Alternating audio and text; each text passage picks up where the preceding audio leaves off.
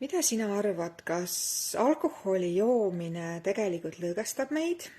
Kas see tegelikult annab meile juurde sisemist rahu, mida meie keha sellel hetkel vajab? Kas peale seda me tegelikult tunneme ennast paremini?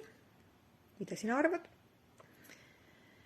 Paar päeva tagasi tuli mulle hästi konkreetne sõnum ja see oli selline, et alkoholi tarbimine tegelikult ei lõõgasta meid ja see on petlik.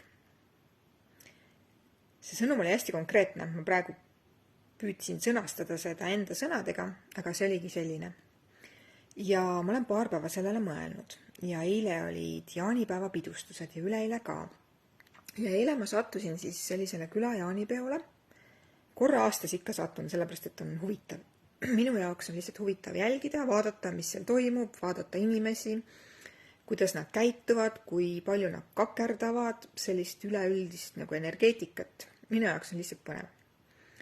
Ja ma nägin eile nii hästi seda sama kohta, kuidas me justkui tegelikult arvame, et alkohol lõõgastab meid, aga tegelikult keha selle all ei lõõgastu.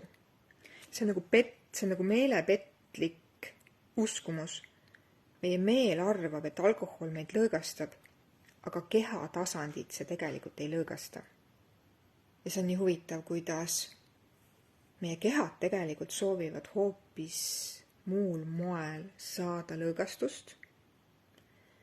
Ja kehade jaoks on tegelikult alkohol koormus.